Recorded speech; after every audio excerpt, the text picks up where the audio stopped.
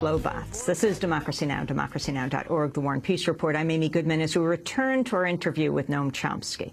I spoke with him last week in the courtyard of the King Juan Carlos I Center at New York University. I asked him about WikiLeaks. I don't see anything that's come out in WikiLeaks that was a legitimate secret. I mean, WikiLeaks is a service to the population. Assange should get an award for Presidential Medal of Honor. The whole WikiLeaks operation has helped inform people about what their elected representatives are doing. That should be a wonderful thing to do, and it's interesting.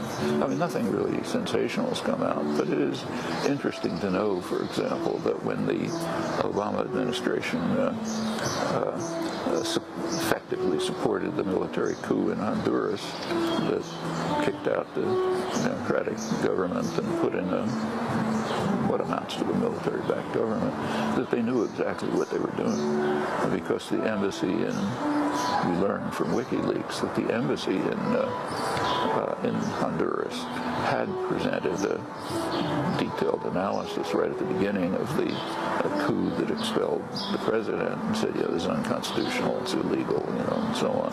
So yes, they knew exactly what they were doing when Obama and Clinton were saying, well, it's not that bad, and everything's going fine, and so on. Or for example, when Ann Patterson, the ambassador to Pakistan, those are some of the most interesting revelations.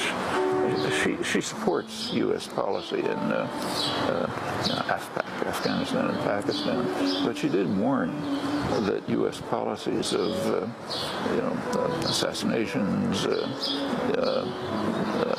pressures on Pakistan and so on carry a real danger.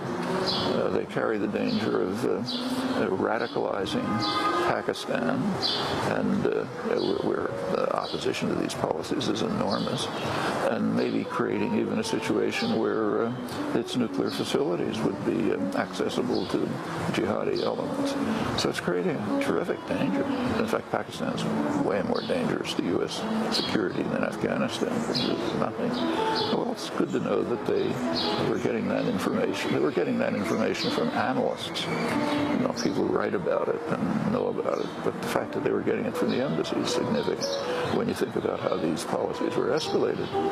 And in fact, it's quite striking that the policies are undertaken in ways which it's almost as if they're consciously trying to increase the threat. And so take, say, the assassination of Osama bin Laden.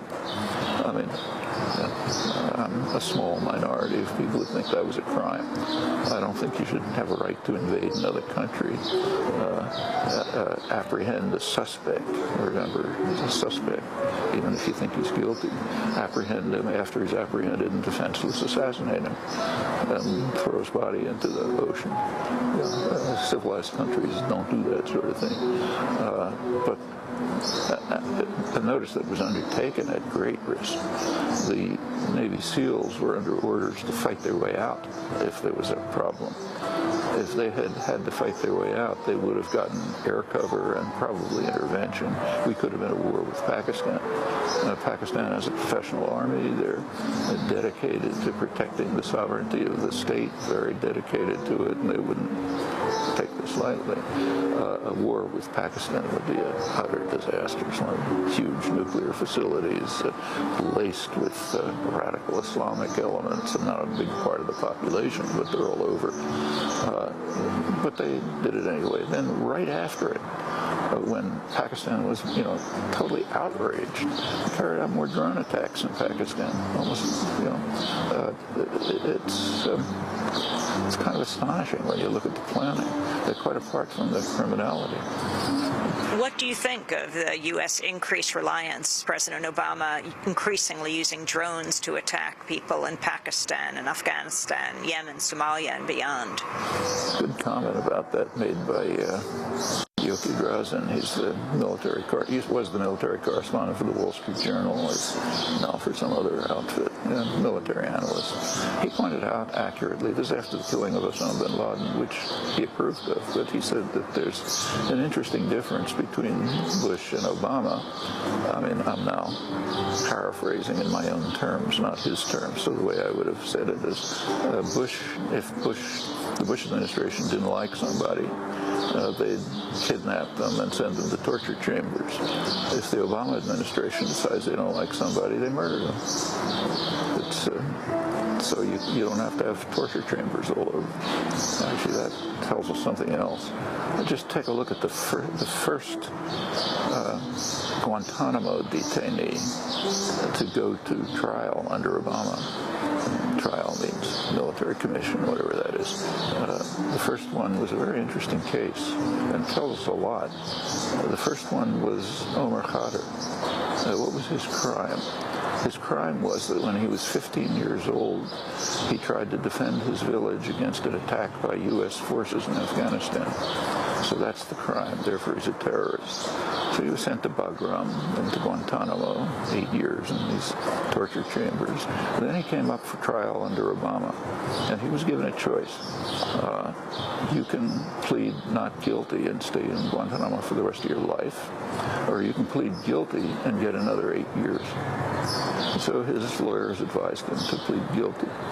Well, that's justice under our constitutional law president for a 15-year-old kid, defending his village against the attacking army. And there was nothing said. The worst part is there's nothing said about it. Actually, the same is true of the al-Awlaki killing. This American cleric in Yemen who was killed by drones. He was killed. The guy next to him was killed shortly after his son was killed. There was a little talk about the fact that he was an American citizen. You shouldn't just murder American citizens. But the New York Times headline, for example, when he was killed, said something like, West celebrates death of radical cleric. Well, first of all, it wasn't death, it was murder. And the West celebrates the murder of a suspect. He's a suspect, after all. There was something almost 800 years ago called the Magna Carta, which is the foundation of Anglo-American law, that says that no one shall be subjected to a violation of rights without due process of law and a fair and speedy trial. It doesn't say if you think somebody's a suspect, you should kill him. Do you think the media has improved at all as you assess it over these decades right now? I think it's better than it was. I'm not a great fan of the media, but I think if you compare them to, say, the 50s and 60s, it's considerably improved. Because there's competition and because people have access to other information, it puts pressure on the establishment media? I don't think so. In fact, it's more monopolized than it was then.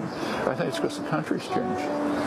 It's a much more civilized country than it was. I mean, if you think back what things were like in the 60s, first of all, you have to take, say, women's rights. I mean, throughout American history, up till quite recently, under law, women were basically property. They were the property of their fathers and their husbands. I mean, in the early years of the country, the argument against women voting was that it wouldn't be fair because then the husband would get 2 votes, since obviously the wife has to do what she's told, And in fact, until the 1970s, women didn't have a guaranteed right to serve on juries because they were considered, couldn't do that kind of thing. If you go back to the universities in the early 60s, say my university, it was, obedient to deferential white males. All of that has changed. It's changed in many other respects. You mentioned gay rights. I mean, that would have been, couldn't even utter the words not many years ago. There are laws against sodomy, and up until recently, maybe still. It's the same in England. There's just a dramatic case there. I don't know if you've been following it, but one of the great mathematicians of the 20th century, Alan Turing, who was also a British war hero, He's the one who pretty much decrypted the German codes and saved Britain from attack. Well, he was a homosexual. In the early 1950s, that's against British law. Early 1950s, he was subjected to treatment to cure him of this disease. And the treatment was so grotesque, he finally committed suicide. Well, that's a long time ago. That was 1954. Prime Minister Cameron was just asked whether time has come to issue a belated pardon. It's the 100th anniversary of his birth. And he said no, he violated British law. No pardon for that. So, okay, we basically killed this war hero, great mathematician, but he was violating British law. Well, that's changed a lot. Maybe not in Cameron's office, but and it's changed in many ways, and that's affected the media because the people working there, a lot of them went through these experiences. Noam Chomsky, what gives you hope? Well, lots of, right here, for example, take the Occupy movement. That's very striking and dramatic. Or take where we are today. We're at a meeting of NACLA, North American Congress on Latin America. What's happened in Latin America in the last 10 years is just spectacular. I mean, in the last 10 years, for the first time since the Spanish and Portuguese conquerors, that's half a millennium, Latin America has freed itself, substantially freed itself from Western domination and control, meaning mainly U.S. In fact, there was just a very dramatic example of it just a couple of weeks ago at the Cartagena Hemispheric Conference, which is very important. It was kind of suppressed here with some Secret Service scandal, but there were really interesting things that happened. This is a hemispheric conference. There were two major issues. There was no declaration because you couldn't get agreement. The two issues were Cuba and drugs. The whole hemisphere wants Cuba to be admitted to the hemispheric, to the summit. The U.S. refused. U.S. and Canada refused. On drugs, practically the whole hemisphere is pressing for decriminalization because they're suffering the brunt of they're the ones who get hit in the solar plexus. The demand for drugs is here. The supply of arms is here, and they suffer from it. So they want to move towards decriminalization. U.S. and Canada refuse. U.S. and Canada are isolated in the hemisphere. And in fact, there's a new organization just formed about a year ago, CELAC, which formally excludes the U.S. and Canada, includes everyone else. It's quite possible that may replace the Organization of American States, which is U.S. run. One sign of it is that the U.S. has been essentially kicked out of its military bases in South America. They're also moving towards dealing with some of their internal problems, which are severe. The other thing that's exciting there is the role of popular movements. There are mass popular movements of indigenous people, working people, others who've just been, who've been extremely successful in substantially changing policy. That's of historic significance. So the Occupy movement gives you hope. Latin America gives you hope. Arab Spring. There are a lot of interesting things happening in the world. But I think consciousness is changing in a lot of things. I mentioned the attitudes of kids 18 to 24, which is pretty bad. But I think that can be changed, too. MIT professor Noam Chomsky, world-renowned scholar, dissident, and linguist. He's taught more than half a century at the Massachusetts Institute of Technology, where he's institute professor and professor of linguistics.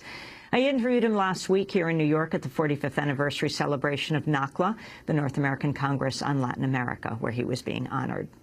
Noam Chomsky is the author of over 100 books, most recently Occupy. If you'd like to get a copy of today's show, you can go to our website at democracynow.org.